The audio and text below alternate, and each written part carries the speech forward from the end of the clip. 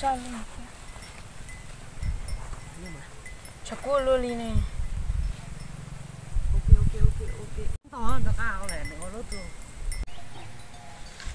ui giờ lâu nó trong thì là tiền dùng còn nó bên một xí sao nó trong thì lo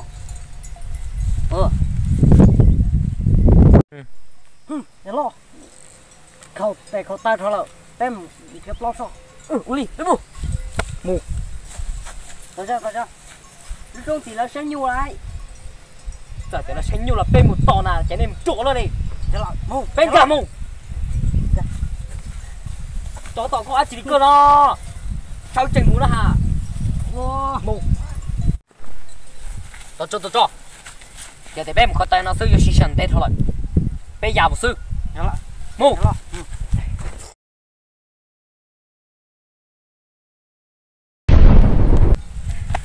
tôi cho là đây nè tù đã chỉ bé một sai sọ mù ui vậy lo là sao nhung sao cho tỏ bên cho nó luôn để sức mù sai sọ cho mà để sai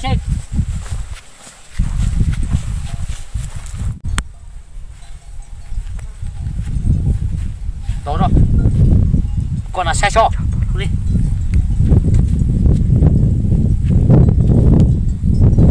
ui vậy lo cho rồi là hết con này xua chưa mà我在进了个，不认识那啥，那么他去，chứ mua, có bữa từ lúc trống là nó giờ bé lui chữ bé nhau nè, có tôi đã chuyển nó.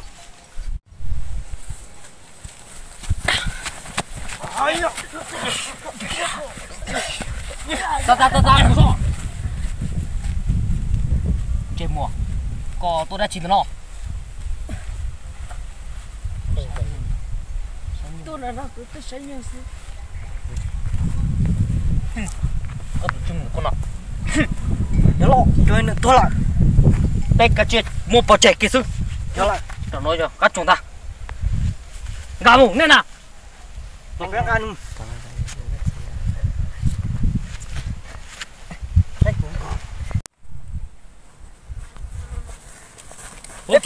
Ủa, nó hiện nè, các chuột chúng ta. Ô, to cỡ xa. Ô, to cỡ lì giờ lo, đây rồi cũng to là không buồn đan xe chỉ chuột pha. Có một lời dùng cả lần. Bé mù.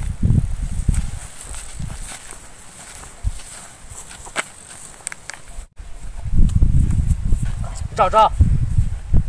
Rồi giờ lo, phần theo là cái chuyện này chủ này con à.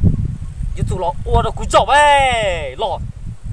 Rồi tụi lo này rồi giỏ này chỉ nói thế nào. Rồi. Comment chứ ai.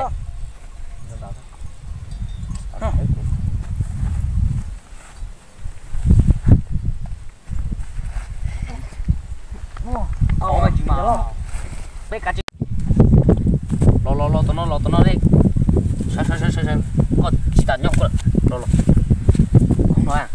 Của chỗ này đâu.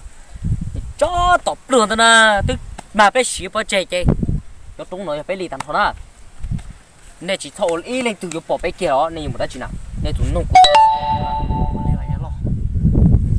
cho u cú dầu đó, nó không, u cảnh mình chỉ mà, để cho xe luôn.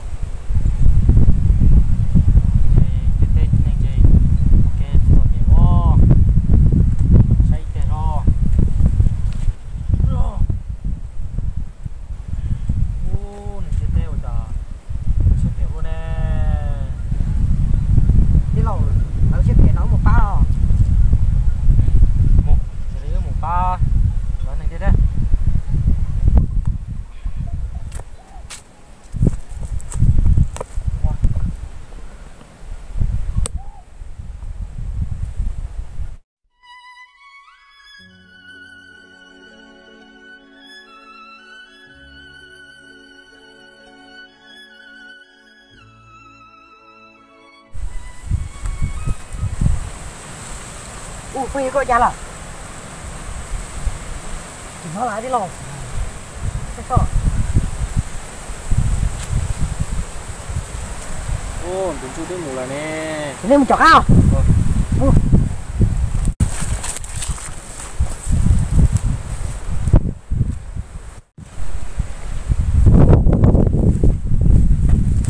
Cái phi được con non tao chỉ tao đặt á, nó đặt á. Nên đừng đi đặt chỉ tao lại về tiệm món này một phải đâu cũ lại. Tao thấy nó đỡ mũi. Có cái gì chết đó có. Ôi đi cũng đừng em mà người tao.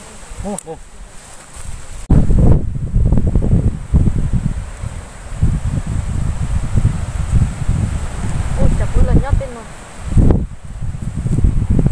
Chỉ tao tuổi sao? bây giờ nhớ ra cho chỉ cho nên cái téo đó này rồi cứ một tuần đó nó ta chỉ gửi chút cho bao lần á nhưng mà chút xong lên mua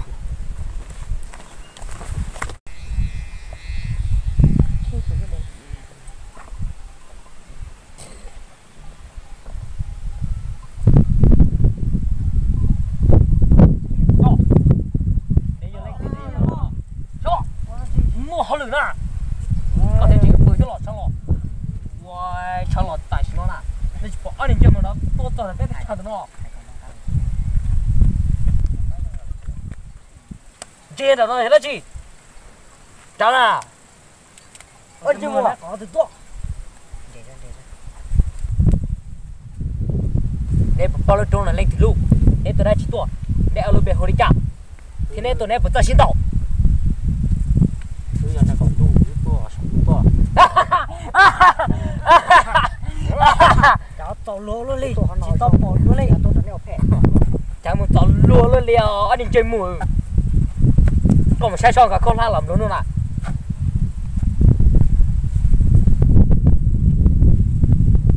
Tuổi ra nó.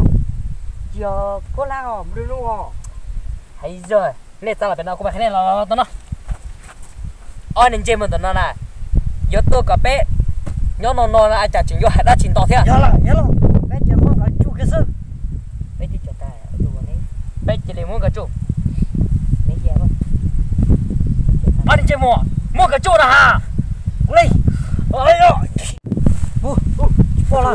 anh chơi mà nó khi là cho bé cái gì cho cả Dạ. lắm không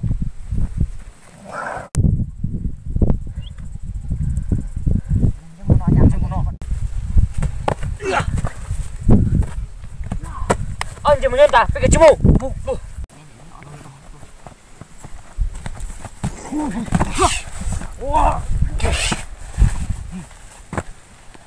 Để mua. Cái chỉ mua hết rồi. Tua nó nhặt nó tan à. đừng chứ mà nè nhau đi tới nó chỉ cũng thọ tao thấu rồi đúng nó vừa cho nên sẽ cũng là sọt tu Nó thế nè, ra lọ cũng là. Này kia đi. Thấy được. Trọng quá lọ. Đi.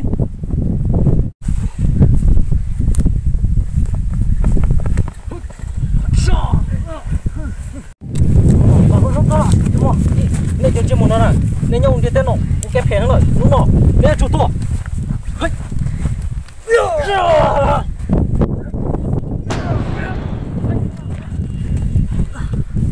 nó này chủ to rồi ai yo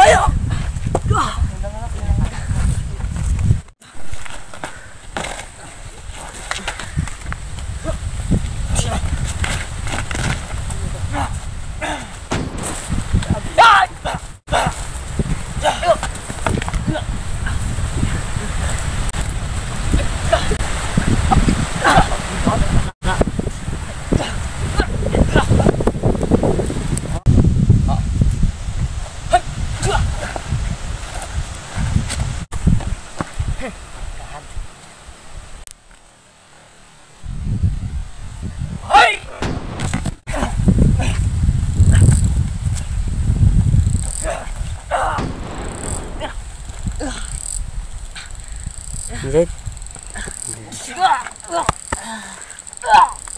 Ủa, con cháu phải nó đánh cái tên gì ạ? Ta xì này rồi này con, chỉ phí nhau này đi.